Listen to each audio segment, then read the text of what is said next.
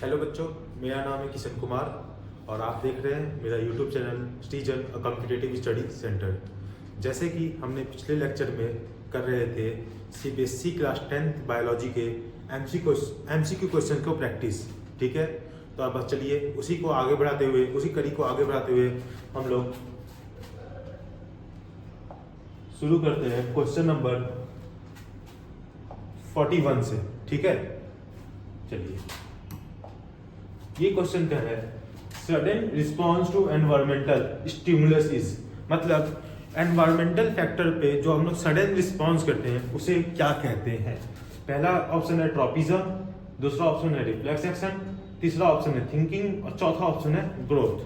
तो इसका आंसर जाएगा रिफ्लेक्स एक्शन। देखिए क्या होता है। ट्रॉपिज्म आपको प्लांट में होता है, प्लांट जो शो करता है रिस्पॉन्स सनलाइट के टुवर्ड्स उसे ट्रॉपिज्म कहते हैं, या फिर वाटर के टुवर्ड्स, ठीक है। रिफ्लेक्स एक्शन एक अनकॉन्शियसनेस एक्शन है जो हमारे ब्रेन से इन्वॉल्व नहीं होता, स्पाइनल कॉर्ड से रिस्पॉन्स करता है, जो हम बहुत सडन करते हैं। जैसे किसी भी चाय के कप को छूना, गर्म पानी को छूना, छींक आना, ये सब रिफ्लेक्स एक्शन के एग्जाम्पल हो गए। थिंकिंग में ब्रेन इन्वॉल्व होता है, कॉन्शियसनेस होता है, आपको पता होता है कि आप क्या कर रहे हो। और ग्रोथ एक बहुत स्लो प्रोसेस है, सडन प्रोसेस नहीं होता, ठीक है। तो ये तीनों ऑप्शन नहीं जाएगा, इसका सही ऑप्शन है बी, रिफ्लेक्स एक्शन। चलिए नेक्स्ट देखते हैं। क्वेश्चन नंबर 42 होना चाहिए था, ये गलत है। Root so positive, root positive क्या दिखाता है, ठीक है। Tropism, reflex action, thinking, growth. मैंने पिछले क्वेश्चन में बात की, रिफ्लेक्स एक्शन सडन होता है, अनकॉन्शियसनेस होता है, थिंकिंग कॉन्शियसनेस होता है, ब्रेन रिस्पॉन्स करता है, ग्रोथ एक बहुत स्लो प्रोसेस है, ठीक है। इसका सही ऑप्शन चल जाएगा ट्रॉपिज्म। नेक्स्ट क्वेश्चन पे आते हैं, ये 43, ठीक है।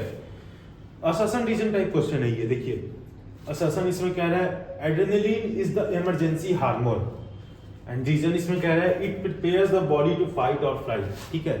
एड्रेनलिन जिसे एपिनेफ्रिन भी कहते हैं वो एक इमरजेंसी हार्मोन है। ये ट्रू है या फॉल्स ये बताना है। और उसके बाद लिखा हुआ है रीजन, क्यों इसको कहते हैं, क्योंकि ये बॉडी को फाइट और फ्लाइट करने में हेल्प करता है, ठीक है। तो इसमें से देखिए कौन सा ऑप्शन सही है। Both A and R true and R is correct explanation of A, यही सही लग रहा है, क्योंकि एड्रेनलिन इमरजेंसी हार्मोन भी है और ये प्रिपेयर कराता है फाइट और फ्लाइट के लिए भी। आगे ऑप्शन भी देख ही लेते हैं। Both A and R is incorrect and R is not correct, तो ये तो गलत हो गया क्योंकि A and R is correct. A is true लेकिन ये हाफ है, ठीक है। यहाँ पे A is true R is true भी होता तो होता, इनकम्प्लीट है। आर इज ट्रू सही है लेकिन इनकम्प्लीट अगेन, ठीक है। तो बेटर ऑप्शन जाएगा option number A. Question number 44 पे हम लोग आते हैं।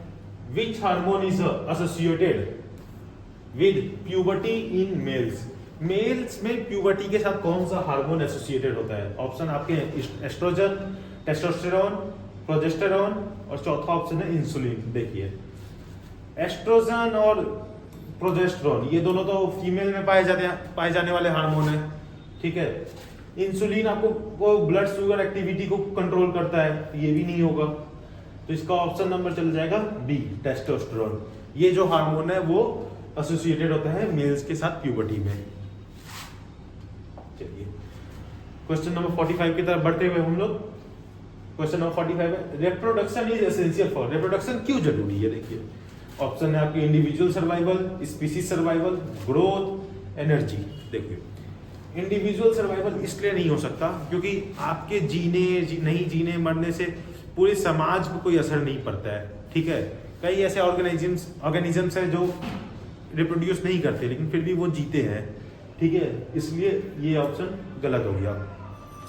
स्पीसीज सर्वाइवल, अगर आप रिप्रोड्यूस नहीं करेंगे तो आपकी स्पीसीज खत्म हो जाएगी, ठीक है। इवेंचुअली वो अंत की तरफ चला जाएगा, तो ये ऑप्शन सही है। ग्रोथ का रिप्रोडक्शन से कोई लेना देना नहीं है, ग्रोथ का लेना देना होता है सेल मेटाबॉलिज्म से, सेल डिवीजन से, ठीक है। और एनर्जी का भी रिप्रोडक्शन से कोई लेना देना नहीं है, ठीक है। एक्चुअली रिप्रोडक्शन में एनर्जी कंज्यूम होती है, ठीक है, एनर्जी कंज्यूम होती है इसमें, ये भी आंसर गलत हो गया। सही ऑप्शन आपको option number B. Question number 46 की तरफ आते हैं अब हम लोग। क्वेश्चन नंबर 46 है asexual reproduction in hydra occurs by. Asexual reproduction hydra में कैसे होता है देखिए, ऑप्शन आपके fission, budding, fragmentation, spore formation. Fission का मतलब होता है डिवाइड हो जाना, बीच से डिवाइड हो जाना दो इक्वल पार्ट्स में। ये हाइड्रा में नहीं होता, ये अमीबा में होता है, तो ये ऑप्शन गलत हो गया। ठीक है। फ्रेगमेंटेशन का मतलब होता है अलग अलग टुकड़ों में बट जाना, ये भी नहीं होता हाइड्रा में। स्पोर फॉर्मेशन का मतलब होता है एक स्पोर अलग से बन जाना और फिर वो पार्ट अलग हो गया। ठीक है, मतलब सेल के अंदर ही एक स्पोर बना प्लांट के अंदर, उस वो पार्ट अलग हो गया, ये भी नहीं होता। इसका सही आंसर है बडिंग। बडिंग मतलब होता है एक आउटग्रोथ ऑफ द सेल के बाहर एक आउटग्रोथ होना, ठीक है, प्लांट का आउटग्रोथ होना और फिर उसका अलग हो जाना, तो उसको बडिंग कहते हैं। तो हाइड्रा में बडिंग होता है। ठीक है, मैं उम्मीद करता हूं आपको मेरी बात समझ में आ रही होगी। नेक्स्ट चलते हैं 47 नंबर क्वेश्चन पे। Planaria can be cut into pieces, each piece grows into a new organisms. ठीक है, अब देखिए क्या कह रहे हैं। प्लानेरिया जो है वो अलग अलग पीस में कट हो जाता है और हर एक पीस एक नया ऑर्गेनिज्म बन जाता है। तो इस प्रोसेस को क्या कहते हैं? मैंने अभी आपको बताया बर्डिंग मतलब होता है आउटग्रोथ ऑफ द प्लांट या फिर आउटग्रोथ ऑफ द सेल, तो ये नहीं हो सकता। फ्यूजन मतलब होता है डिवाइड फ्रॉम मिडिल, ये भी नहीं हो सकता।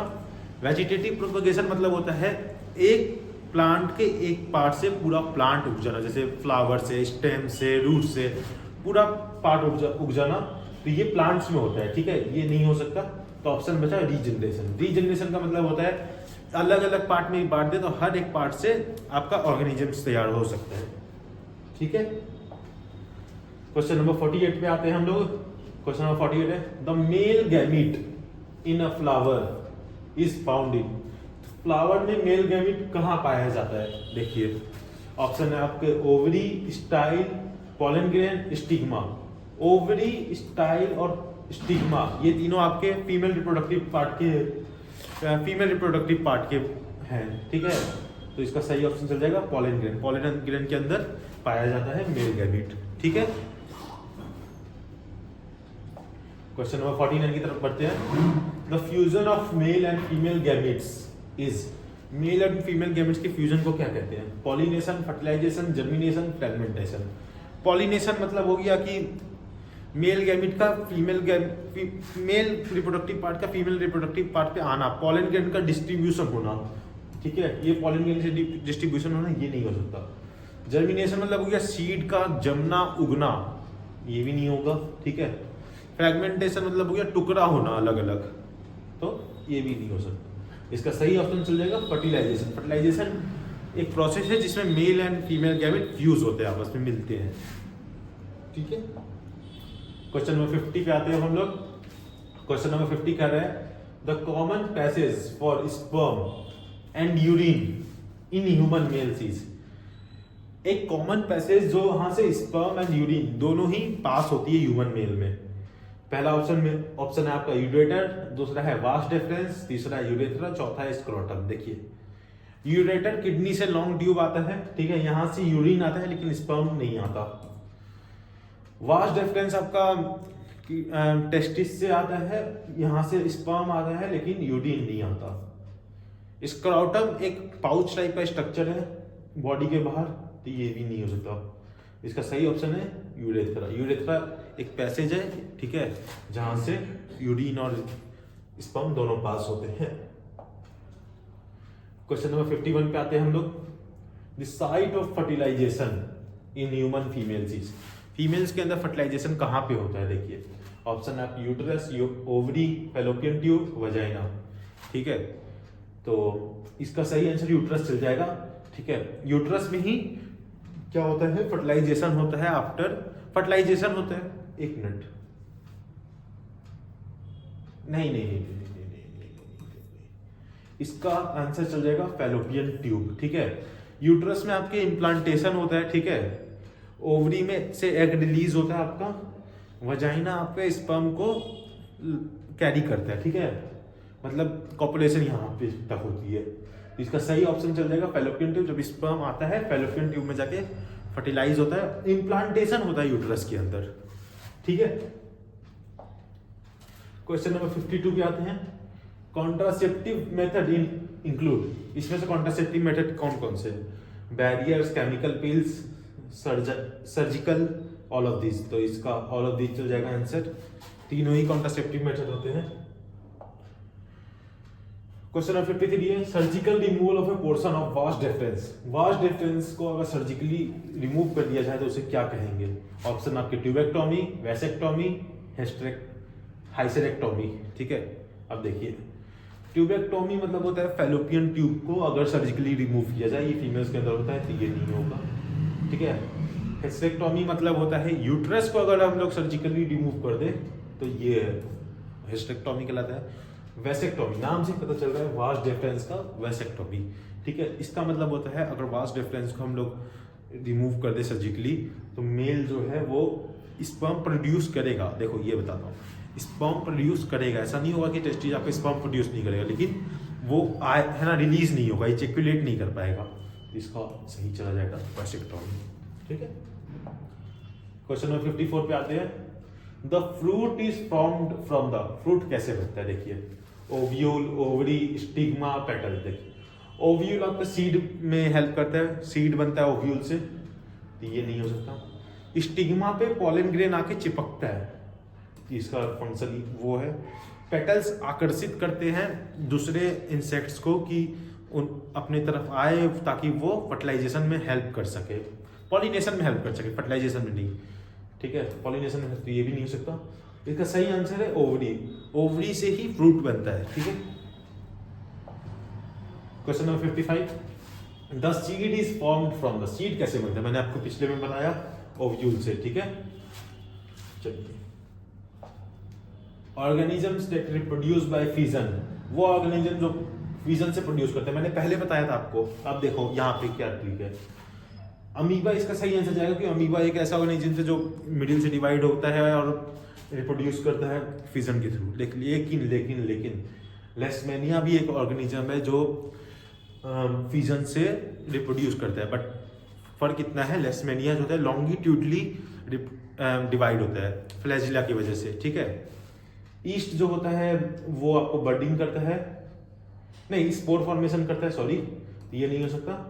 प्लाज्मोडियम भी फिजन से होता है लेकिन वो मल्टीपल फिजन होता है। ठीक है, तो ये मल्टीपल फिजन का इसमें कोई चर्चित नहीं है, तो मोस्ट करेक्ट ऑप्शन आपका अमीबा चल जाएगा। ठीक है, लेकिन मैंने बता दिया है लेस्मेनिया भी होता है, तो अगर अमीबा कहीं नहीं दिया हो सपोज करो तो फिर आप लेस्मेनिया मार सकते हैं, लेकिन क्योंकि अमीबा दिया हुआ है तो सबसे मोस्ट एक्यूरेट वही होगा। क्वेश्चन नंबर 57 पे आते हैं।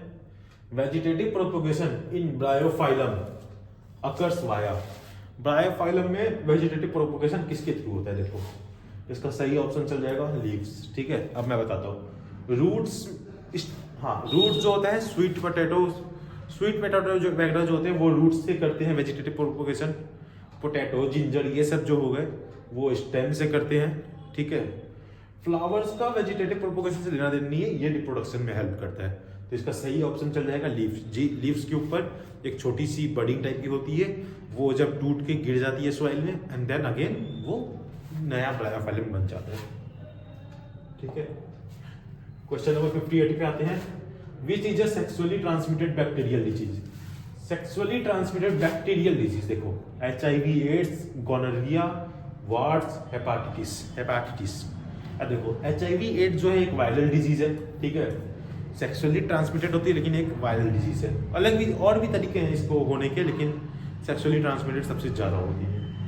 गैनोरिया का सही ऑप्शन चल जाएगा, ये बैक्टीरिया के थ्रू होता है। ठीक है, बैक्टीरिया एक नेसरिस गैनोरिया करके एक बैक्टीरिया है जो कि इसको कराती है। वाट अगेन एक वायरल डिजीज है। ठीक है, सेक्सुअली ट्रांसमिटेड है लेकिन वायरल डिजीज है। And hepatitis sexually transmitted disease है। समटाइम्स ये वायरस के थ्रू भी होती है और कुछ हेपेटाइटिस होती है जो वायरस के थ्रू नहीं होती, सिर्फ सेक्सुअली ट्रांसमिटेड होती है। तो आपका option B gonorrhoea. Question number 59 पे आते हैं। Placenta provides nutrition to the, placenta किसको प्रोवाइड करता है न्यूट्रिशन? देखो मदर को, फीटस को, ओवरी को, फैलोपियन ट्यूब को। इसका सही ऑप्शन फीटस चल जाएगा। प्लासेंटा एक वो ट्यूब है जो मदर और फीटस को ज्वाइन करता है, जहाँ से गैसेज एक्सचेंज होती हैं, ठीक है, न्यूट्रिशन मिलता है फीटस को। तो फीटस को मिलता है, ठीक है, मदर को नहीं मिलता, मदर से फीटस को मिलता है। ओवरी एग रिलीज करने का काम करता है। उस टाइम पर हालांकि एग रिलीज नहीं हो रही होती है, लेकिन इन जनरल हार्मोन्स रिलीज करता है, ठीक है, ये नहीं हो सकता। और फैलोपियन ट्यूब का इसमें कोई रोल नहीं आता। Double fertilisation is a characteristic of, double fertilisation इसमें होता है, ठीक है। तो एंजियोस्पर्म इसके चल जाएगा, ह्यूमंस में सिंगल फर्टिलाइजेशन होता है, ठीक है। अगेन नॉर्मल से रहिए। The period of adolescence leading sexual maturity is, वो पीरियड एडोलसेंस का मतलब 12 से 18 साल की उम्र का जहाँ सेक्सुअल मैच्योरिटी आती है उसे क्या कहते हैं? चाइल्डहुड आपका 0 से 12 साल का हो गया, ठीक है, बचपन। सेनेसेंस, सेनेसेंस प्लांट्स में होते हैं, जब सीड छोटी होती है, प्लांट छोटी होती है, और वो जब बड़े हो रहे होते हैं उन्हें सेनेसेंस कहते हैं, तो ये प्लांट्स में होता है। एडल्टहुड आपको 18 प्लस में हो जाता है, ठीक है। तो सेक्सुअल मैच्योरिटी जो आपको आती है वो प्यूबर्टी कहते हैं उसको, ठीक है। अब देखते हैं क्वेश्चन नंबर 62, ठीक है। तो 62 नंबर जो क्वेश्चन है वो है असर्शन रीजन टाइप क्वेश्चन। इसमें क्या होता है देखो, असर्शन दिया हुआ है DNA कॉपिंग is not 100% accurate.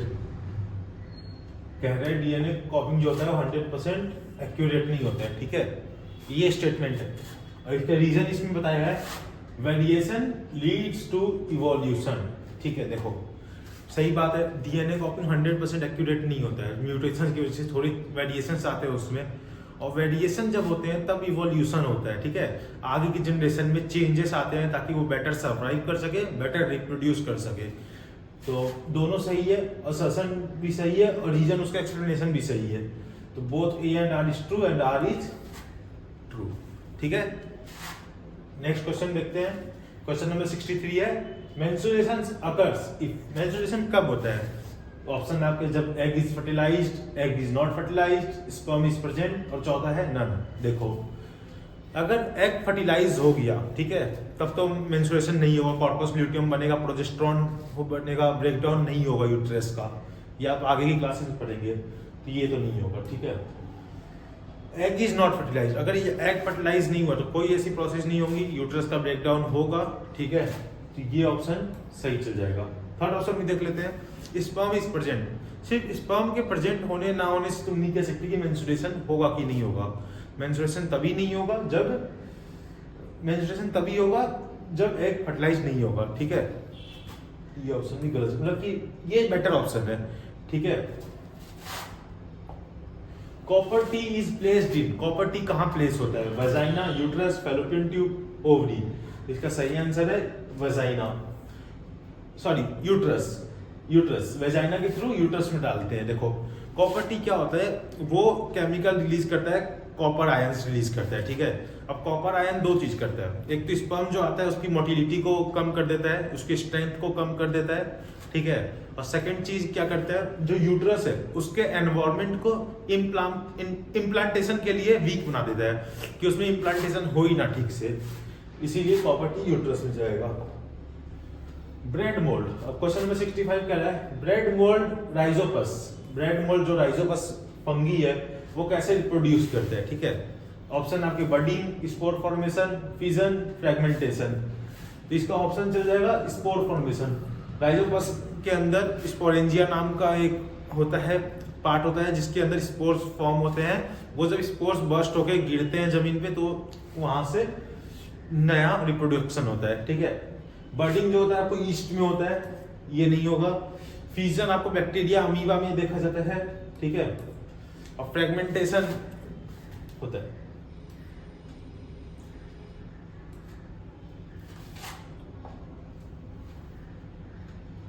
the part, question number 66, the part of seed that provides food, तो सीड का कौन सा पार्ट फूड प्रोवाइड करता है, ठीक है। इसके ऑप्शंस है, देखिए इसके ऑप्शन है plumule, radical, cotyledon, seed code. चार ऑप्शन है, देखिए प्लूम्यूल क्या होता है? प्लूम्यूल वो पार्ट होता है सीड का जहां से जो सॉइल के ऊपर वाली चीजें हैं, स्टेम हो गए, लीफ हो गए, वहां से वो उगते हैं, ठीक है। तो ये नहीं होगा। रेडिकल से रूट निकलते हैं, याद रखो रेडिकल रॉ से आर से शुरू हो रहा है, रूट भी आर से होता है, तो रेडिकल से रूट निकलते हैं। कॉटिलेडन, कॉटिलेडन जो होता है वो फूड मटेरियल होता है एम्ब्रियो का, ठीक है, बेबी प्लांट का, ताकि वो उन्हें उसे खाए, यूज करे और ग्रो कर सके। इसका सही ऑप्शन चल जाएगा कॉटिलेडन। और सीड कोट जो होता है वो सीड के अराउंड उसको प्रोटेक्ट करने के लिए कवरिंग्स होती हैं, तो ये भी नहीं होगा। क्वेश्चन नंबर 67 पे आते हैं। क्वेश्चन नंबर 67 कह रहा है testis are located in the scrotum to.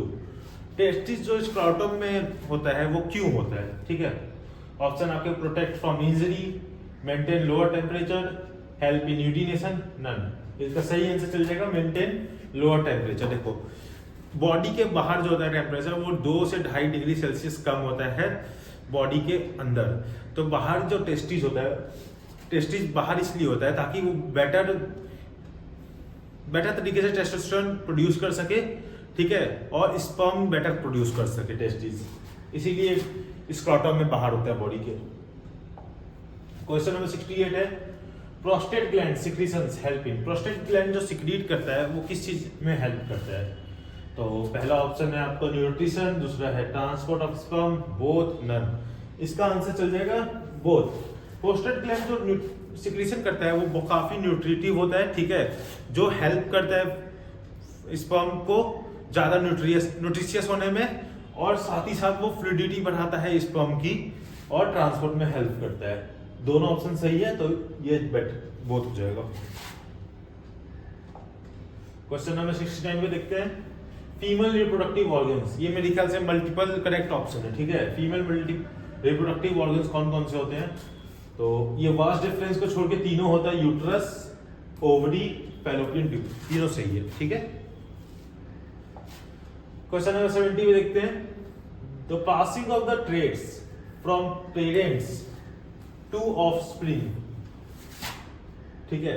तो कह रहा है ट्रेड्स का पास होना पेरेंट्स से ऑफस्प्रिंग में क्या कहलाता है? Evolution, heredity, variation, genetics. देखो इवोल्यूशन क्या होता है? इवोल्यूशन होता है चेंजेस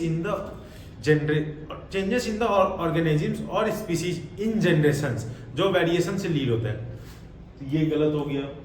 हेरिडिटी, इसका सही आंसर चल जाएगा हेरिडिटी। जो ट्रेड्स का पास होता है पेरेंट्स से ऑफस्प्रिंग में, उस प्रोसेस को हम लोग हेरिडिटी कहते हैं। वेरिएशंस क्या होता है? वेरिएशन होते हैं small changes in genes which leads to variations, तो ये अलग गलत है। और genetics is the branch of biology which deals with this, मतलब which deals with offsprings and all. 71 question number है, देखते हैं Mendel worked on which plant. ये तो आपको याद हो जाना चाहिए, ठीक है। अभी तक तो इतनी बार ये क्वेश्चन पूछा जाता है और इतने बार आप पढ़ते हो। इसका सही आंसर है गार्डन पी, जिसको पाइसम सताइवम भी कहते हैं, ठीक है। मैं लिख कर दिखाता हूं, पाइसम सताइवम, ठीक है। पाइसम सताइवम भी इसी कहते हैं। क्वेश्चन नंबर 71 देखते हैं हम लोग। क्वेश्चन है Mendel worked on which plant, ठीक है। मेंडल ने किस प्लांट पे काम किया था? इसका आंसर आपको याद हो जाना चाहिए एक्चुअली। इतनी बार आता है ये सब एग्जाम में, इतनी बार आप पढ़ते हो।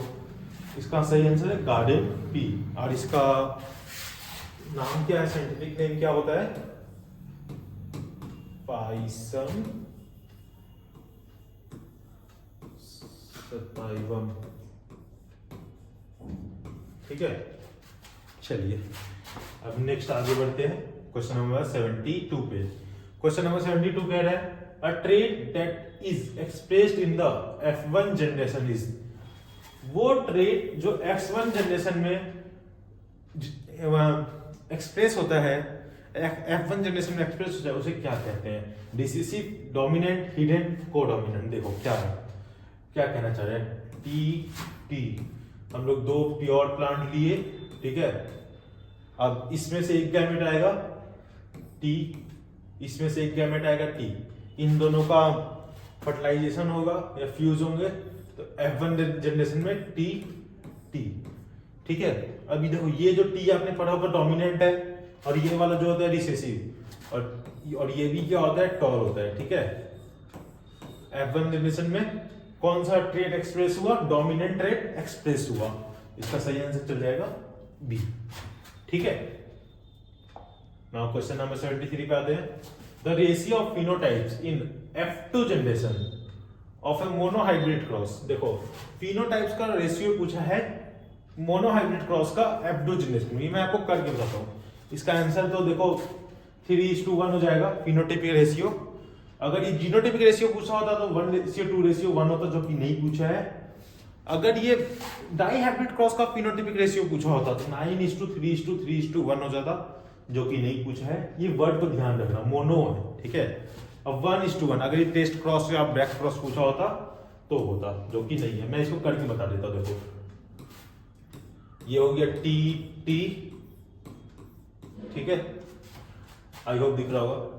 यहां से टी आया, यहां से टी आया, दोनों फ्यूज हुआ, F1 जनरेशन में हो गया टी टी। अब इसका सेल्फिंग कराया था मेंडल चाचा ने, तो सेल्फिंग ऐसे कराया था टी टी टी टी। देखो T T T T, table tennis नहीं, कैपिटल टी स्मॉल टी, ठीक है, capital T small T and small T. इसको पुनेट स्क्वायर भी कहते हैं, मैंने स्क्वायर बनाया नहीं है। तो ये टॉल, ये टॉल, ये टॉल, ठीक है। ये हो गया 3:1, 3:1 हो गया, ठीक है। और देखो फिनोटाइपिक रेशियो मतलब क्या होता है, फिजिकल अपीयरेंस, कैसा प्लांट दिख रहा है। तो 3 लंबे प्लांट दिख रहे हैं तुमको और एक छोटा दिख रहा है, ठीक है। क्वेश्चन नंबर 74 पे आते हैं। ये क्वेश्चन ऊपर से सब कटा हुआ है, देख लेना, मैं बता देता हूं। The genetic makeup of N organisms, एक जेनेटिक मेकअप ऑर्गेनिज्म का क्या होता है। जेनेटिक मेकअप मतलब होता है उसके अंदर क्या कैसी टाइप की जीन्स है, ट्रेड्स है, अंदर, बाहर से अपीयरेंस नहीं पूछ रहा है, मतलब जीनोटाइप, ठीक है, उसको जीनोटाइप कहते हैं। फिनोटाइप हो गया आपको फिजिकल अपीयरेंस हो गया, ठीक है। ट्रेट हो गया फैक्टर, फैक्टर मतलब हाइट, कलर, शेप, ठीक है। और अलील, अलील क्या हो गया, एक ही जीन के दो अलग, एक ही जीन के दो पार्ट को अलील कहते हैं, ठीक है, जो दो अलग अलग, दो होमोलोगस क्रोमोसोम पे प्रेजेंट होते हैं एक ही जगह पे। क्वेश्चन नंबर 75 पे पहुंचते हैं। क्वेश्चन नंबर 75 बोला how many pairs of an chromosome do humans have. Humans के अंदर कितने पेयर ऑफ क्रोमोसोम्स होते हैं, ये हम क्लास 8 से पढ़ते आ रहे हैं। इसका आंसर 23 चल जाएगा। नंबर पूछा होता तो 46 जाता, अगर डिप्लॉयड पेयर्स पूछा होता तो 22 जाता, और डिप्लॉयड अगर नंबर पूछा होता तो 44 जाता, क्योंकि हमारे अंदर क्या होता है 22 प्लस XX और 22 प्लस XY, ठीक है, यही दो होता है हमारे अंदर। ये डिप्लॉयड होता है 22 और XX और XY हैप्लॉयड होता है, ठीक है।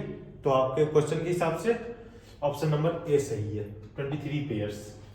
क्वेश्चन नंबर 76 पे आते हैं। A child who inherits X chromosome from father will be. अगर एक चाइल्ड के अंदर X क्रोमोसोम फादर से आ रहा है तो वो क्या होगा, मतलब बॉय होगा, गर्ल होगा, ट्विन होगा, या कुछ नहीं होगा। कुछ तो नहीं हो सकता, ठीक है, कुछ तो होगा ही, मतलब जाहिर सी बात है। देखो मदर के अंदर, मदर के पास XX होता है, फादर के पास XY होता है, ठीक है। अब देखो अगर फादर से X आया तो फादर तुमको क्या डोनेट करेगा, या तो X करेगा या फिर Y करेगा। मदर तुमको X करेगी, ठीक है, जाहिर सी बात है। तो अगर X ज्वाइन हुआ तो गर्ल, XY ज्वाइन हुआ तो बॉय। तो क्या बोला है, फादर से क्या आ रहा है X क्रोमोसोम, X और X, तो ये आंसर चला जाएगा गर्ल, ठीक है। क्वेश्चन नंबर 77 पे आते हैं अब हम लोग। क्वेश्चन नंबर 77 का है the sequence of CO2 H2O energy is. अब देखो ऑप्शन है आपके respiration, digestion, excretion, none. Again none क्यों होगा, कुछ नहीं, कुछ तो होगा इसमें से। इसका सही आंसर चल जाएगा रेस्पिरेशन। मैं बताता हूं, आप फूड खाते हो, ठीक है, ठीक है, फूड ऑक्सीजन की मदद से ब्रेक डाउन होता है और आपको देता है CO2 प्लस H2O, और खाने के बाद जो एनर्जी मिलती है, ठीक है, वो भी हमें फूड से ही मिलती है। मत बोलना कि सर हम खाने के बाद एनर्जी लेस हो जाते हैं, सुस्ता जाते हैं, एकदम नहीं। तुमको वर्क करने की एनर्जी मिलती है, वो फूड से मिलती है, ठीक है। तो रेस्पिरेशन का प्रोसेस से होता है। डाइजेशन क्या होता है? जो तुम खाए हुए होते हो उसको पचाना, ठीक है, वो उसको पचा के ब्रेक डाउन करना, उसको कहते हैं डाइजेशन का प्रोसेस। और जो नहीं पचा उसको तुम वॉशरूम कर देते हो सुबह सुबह। एक्सक्रीशन क्या होता है? नाइट्रोजनस वेस्ट, तुम्हारे बॉडी के अंदर जितने नाइट्रोजनस वेस्ट होता है उसका पाउस आउट होना, उसको एक्सक्रीशन कहते हैं। तो इसका सही आंसर चल जाएगा ए। असर्शन रीजन अगेन देख लो, देख असर्शन रीजन पीछा नहीं छोड़ा तुम लोग का। असर्शन रीजन में है human mails have 1 X and Y chromosome, बिल्कुल सही है। ह्यूमन के पास एक X होता है, एक Y होता है, और इसका रीजन है Y क्रोमोसोम इज स्मॉलर। देखो बात तो ये भी सही है कि Y क्रोमोसोम इज स्मॉलर, बराबर एकदम, ठीक है, लेकिन क्या ये चीज को एक्सप्लेन कर पा रहा है? नहीं ना, नहीं कर पा रहा है। तो इसका सही चल जाएगा both A and R is true, but R is not explaining, R is not correct क्योंकि ये एक्सप्लेन नहीं कर पा रहा है, ठीक है। क्वेश्चन नंबर 79 है। क्वेश्चन नंबर 79 कहते हैं genes are segments of, gene segments किसके होते हैं? देखो प्रोटीन, DNA, सेल्स, ट्रेट्स। अब देखो जीन्स के वजह से, ठीक है, इसका आंसर पहले देख लो DNA, ठीक है। अब देखो प्रोटीन बनते हैं हालांकि जीन्स से, लेकिन ये जीन्स जो होते हैं प्रोटीन के सेगमेंट्स नहीं होते, ये डेवलप होते हैं जीन्स से, ठीक है। DNA के सेगमेंट्स होते हैं, DNA के छोटे छोटे पार्ट्स को, जो पार्ट्स प्रोटीन बना रहे होते हैं उन्हीं को जीन्स कहते हैं, ठीक है। सेल्स, सेल्स के अंदर DNA होता है, DNA के पास जीन होता है, लेकिन इसका ये मतलब नहीं है सेल का एक सेगमेंट हो गया जीन, ठीक है, वो DNA का सेगमेंट है। और ट्रेट्स, ट्रेट्स फैक्टर्स होते हैं जो जीन्स जिन चीजों को कंट्रोल करता है, ठीक है। तो ऑप्शन नंबर 20 को सही चला जाएगा। क्वेश्चन नंबर 80 पे आते हैं। Mendel factors are now called, Mendel के फैक्टर्स को आज के टाइम पे क्या कहते हैं? देखो उस टाइम पे मेंडल चाचा को इतना वैल्यू किया नहीं लोगों ने, बाद में लोगों ने वैल्यू करना शुरू किया। तो मेंडल चाचा के फैक्टर्स को कहते हैं जीन्स, ठीक है, बरोबर। चलो 81, Mendel studied this type, Mendel ने इसमें से क्या पढ़ा था? अगेन ये मल्टीपल करेक्ट ऑप्शन है, ठीक है। सीड से flower colour, leaf size, plant है। अब मैं एक चीज बताता हूँ, ये जो पार्ट है, 7 जो मेंडल कैरेक्टर है, ये तुम लोग को याद होने चाहिए एकदम से, ये पूछा जाएगा एग्जाम में, एकदम रटा होना चाहिए कि ये होगा डोमिनेंट में, ये होगा रिसेसिव में, ठीक है। तो उन्होंने सीड सेप किया था, राउंड और रिंकल। फ्लावर कलर किया था उन्होंने, ठीक है, क्या था flower? Violet and white. Leaf size का उनका कुछ नहीं था, अब प्लांट की हाइट थी, ठीक है, टॉल और स्मॉल। 82 नंबर क्वेश्चन है, who is known as the father of genetics? इतना पढ़े। चलिए क्वेश्चन नंबर 82 को देखते हैं हम लोग। क्वेश्चन नंबर 82 है, who is known as the father of genetics? ये देखो फादर ऑफ जेनेटिक्स किसे कहते हैं, ठीक है, इतना बार पढ़े हो अभी, इतनी दफा। मेंडल चाचा ये जिन्हें फादर ऑफ जेनेटिक्स कहते हैं, डार्विन चाचा को फादर ऑफ इवोल्यूशन कहते थे, ठीक है। लैमार्क ने क्या कहता? एक्वायर्ड ट्रेट्स पे स्टडी किया था। एंड वॉटसन को क्या कहते हैं? उन्होंने क्या किया था? DNA के डबल DNA हेलिक्स स्ट्रक्चर का डिस्कवर किया था, ठीक है। फादर ऑफ जेनेटिक्स का आंसर चल जाएगा बी, मेंडल। वेरिएशन किसकी वजह से कॉज होता है? देखो ऑप्शन है आपके क्वेश्चन नंबर 83, वेरिएशन किसकी वजह से कॉज होता है? ऑप्शन है आपके DNA copying errors, sexual reproduction, both, none. देखो DNA में म्यूटेशन होता है तो वेरिएशन कॉज होता है, पहला तो ये सही है, ठीक है। अब देखो असेक्सुअल रिप्रोडक्शन की वजह से वेरिएशन इतने नहीं होते, तुम नहीं देखोगे प्लांट को जो असेक्सुअल रिप्रोडक्शन होते हैं वो उनके जैसे ही होते हैं, लेकिन सेक्सुअल रिप्रोडक्शन की वजह से आपने एग्जैक्ट कॉपी नहीं होता अपने पेरेंट्स के, ठीक है, क्योंकि वेरिएशन आता है थोड़ा बहुत। सेक्सुअल रिप्रोडक्शन की वजह से वेरिएशन कॉज होता है, इसका आंसर हो गया बोथ, ठीक है, option number C. 84 number question, a double T plant is crossed with small t plant, what is the F1? अगर आप प्योर टॉल प्लांट और pure cross plants small plant को क्रॉस कराओगे तो F1 जनरेशन में क्या मिलेगा? ये हमने पिछले में देखा था, ये मिलेगा हमें हाइब्रिड टॉल प्लांट, ठीक है। हाइब्रिड टॉल प्लांट मिलेगा, हमने पिछले एग्जाम्पल्स में देखा था। 85 नंबर पे आते हैं ग्रीन प्लांट्स। हाँ, ग्रीन प्लांट्स क्या होते हैं? Producers, consumers, decomposers, parasites. यार 8 क्लास से पढ़ते आ रहे हो, ये इसका हो जाएगा प्रोड्यूसर्स। ग्रीन प्लांट्स होता है सनलाइट को सनलाइट को एब्जॉर्ब करता है क्लोरोफिल की मदद से, फोटोसिंथेसिस करता है, फोटोसिंथेसिस करवा के अपना फूड बनाता है और फिर आगे ट्रॉपिक लेवल में पास करता है। तो 10% law was given by, 10% law दिया किसने था? आंसर इसका हो गया लिंडमैन। देखो मेंडल चाचा तो पूरा जीवन अपने प्लांट भी बिता दिए पाइथम सटाइवम पे जेनेटिक्स का करते हुए। डार्विन चाचा HMS बीगल पे पूरा दुनिया घूम रहे थे इवोल्यूशन की खोज में, ठीक है। हैकल को मैं आगे बताऊंगा, आगे की क्लासेस में पढ़ना है। लिंडमैन ने बताया था 10% लॉ के बारे में। 10% लॉ होता क्या है? 10% लॉ होता है कि एक टॉपिक लेवल से में जितनी एनर्जी है, अगर उसे कोई खा ले तो दूसरे टॉपिक लेवल में पास होने पे दूसरे टॉपिक लेवल इनके पास उसकी 10% एनर्जी जाएगी, ठीक है। इसी की 10% लॉ कहते हैं। सपोज करो ये एक टॉपिक लेवल है, तो यहाँ पे 1000 किलो कैलोरी है, तो इसके ऊपर 1000 का 10% 100 किलो कैलोरी होगी, ठीक है। बस इतना ही कहा है इसमें। आगे देखो 87 number, which gas protect us from UV rays? UV rays से हमें कौन बचाता है? देखो नाइट्रोजन यूट्रॉफिकेशन करता है, ठीक है, यूवी रेज से नहीं बचाता। कार्बन डाइऑक्साइड ग्लोबल वार्मिंग खुद प्रोड्यूस करता है। ऑक्सीजन यूवी रेज से नहीं बचाता, ऑक्सीजन अगर यूवी रेज से बचाता तो क्या ही बात थी भाई। ओजोन जो होता है एटमॉस्फेयर के अपर लेयर में, ठीक है, अर्थ के बाहर ओजोन की लेयर होती है पूरी तरह से, तो वो यूवी रेज से हमें बचाता है, हमें प्रोटेक्ट कर रहा होता है। 88 नंबर, CFC किसके लिए रिस्पॉन्सिबल है? देखो CFC का मतलब होता है क्लोरोफ्लोरोकार्बन, ठीक है। ग्लोबल वार्मिंग के लिए CH4 और CO2 रिस्पॉन्सिबल है। एसिड रेन के लिए सोडियम रिस्पॉन्सिबल है, सोडियम ऑक्साइड्स। यूट्रॉफिकेशन NO2 की वजह से होता है, ठीक है। नाइट्रोजन ऑक्साइड्स होते हैं, जो नाइट्रोजन होते हैं, ऑक्सीजन के ऑक्साइड्स होते हैं, वो वाटर में हो जाते हैं, उसके से यूट्रॉफिकेशन होता है। CFC रिस्पॉन्सिबल है ओजोन डिप्लीशन के लिए। CFC हो आता कहाँ से है? CFC आपके AC फ्रीज से जितने भी गैस निकलती हो वो अपर लेयर में जाके एटमॉस्फेयर के ओजोन डिप्लीट करते हैं, और वहाँ से फिर यूवी रेज हमारे अर्थ की तरफ आती है, जो कि बहुत हार्मफुल होती है। इन food chain energy flow is, food chain में एनर्जी कैसे फ्लो होता है? यूनिडायरेक्शनल। सर्कुलर कैसे ही हो सकता है? मतलब कभी देखे हो शेर को प्लांट खाते हो ऐसा, तो सर्कुलर नहीं होगा। 90 number, organisms that eat both plant and animals. वो ऑर्गेनिज्म जो बोथ प्लांट्स एंड एनिमल्स खाते हैं। ओमनीवोर्स। कार्निवोर्स वो होते हैं जो सिर्फ मांसाहारी खाते हैं, मतलब नॉनवेज खाते हैं, ठीक है, एनिमल्स को ही खाते हैं। हार्बीवोर्स जो सिर्फ प्लांट प्रोडक्ट्स और प्लांट्स खाते हैं।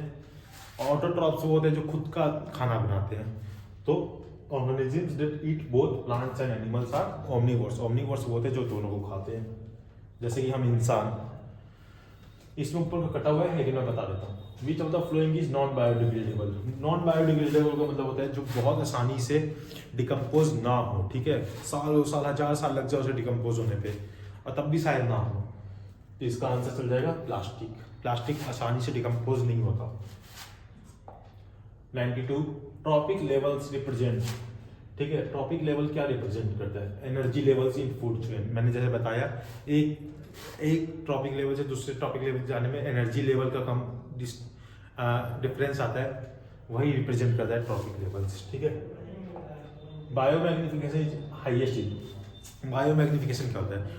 बायोमैग्निफिकेशन होता है toxin nutrients present in the trophic levels, ठीक है। तो प्रोड्यूसर्स खुद खाना बना रहा है, उसके अंदर टॉक्सिन न्यूट्रिएंट्स नहीं है, बिल्कुल नहीं है, थोड़े बहुत है लेकिन उतने नहीं है, ठीक है। प्राइमरी कंज्यूमर जो होता है वो प्लांट्स खाता है, तो उसके अंदर भी इतने नहीं आते टॉक्सिन न्यूट्रिएंट्स। लेकिन टॉप कंज्यूमर लाइक शेर हो गया, वल्चर हो गए, ये सिर्फ जो मांस खाते हैं वो एक्चुअली प्राइमरी कंज्यूमर या सेकेंडरी कंज्यूमर को खा रहे हैं। इनके अंदर सबसे ज्यादा होता है बायोमैग्निफिकेशन या फिर टॉक्सिन न्यूट्रिएंट्स, ठीक है। इकोसिस्टम कंसिस्ट ऑफ, इकोसिस्टम का मतलब ये है कि टोटल एबायोटिक और biotic component of the earth both.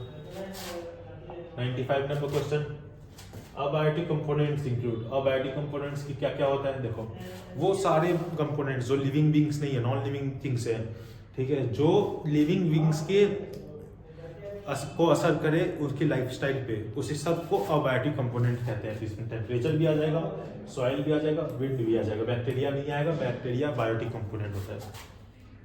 Question number 96, accumulation of chemicals in a food chain is, food chain में अगर केमिकल्स आ गए, अक्यूमुलेट हो गए, उसे क्या कहते हैं? बायोमैग्निफिकेशन, जैसे हमने पढ़ा अभी जस्ट पढ़ा, ठीक है, कि टॉक्सिन न्यूट्रिएंट्स होना ट्रॉपिक लेवल पे। फूड वेव भी है, फूड वेव क्या होता है? इंटरकनेक्टेड फूड चेन, जब 2 से 4 5 6 7 फूड चेन एक साथ जुड़ती हैं तो उन्हें फूड वेव कहते हैं। ये बचपन की चीजें हैं। अससन रीजन, अससन क्या है? Decomposer acts on dead organic matter. तो डिकम्पोजर किस पे एक्ट करते हैं? डेड ऑर्गेनिक मैटर पे। ये सही है गलत है? ये स्टेटमेंट है, आप देखते हैं सही है, मानते हो कि डिकम्पोजर जो होता है डेड ऑर्गेनिक मैटर पे ही एक्ट करता है। रीजन क्यों एक्ट करता है? उसके अंदर जो न्यूट्रिएंट्स होता है वो वापस वो क्या करता है, ब्रेक डाउन करके सॉइल में मिला देता है, ठीक है। तो प्लांट्स जो होती हैं वो उन्हें यूज करती हैं, वापस से ग्रो करती हैं। तो रीजन भी सही है, they recycle nutrients into the soil. इसका आंसर चल जाएगा both A and R true and R is correct. Question number 99 आ जाएगा, the ultimate source of energy for an ecosystem. Ecosystem में अल्टीमेट सोर्स क्या है एनर्जी का? सबको पता है, सन से एनर्जी आती है तो प्लांट्स उसको लेता है, प्लांट उसको लेके फोटोसिंथेसिस कराता है, ठीक है, एनर्जी, फिर वो अपना एटीपी प्रोड्यूस करता है। तो सन अल्टीमेट सोर्स हो गया सन। एंड 100 नंबर क्वेश्चन है, depletion of ozone layer. Ozone layer का डिप्लीशन किसकी वजह से होता है? CFCs। ये मैंने आपको पिछले क्वेश्चंस में बताया था, ठीक है। इसी के साथ हमारा ये हुआ दी एंड, ठीक है।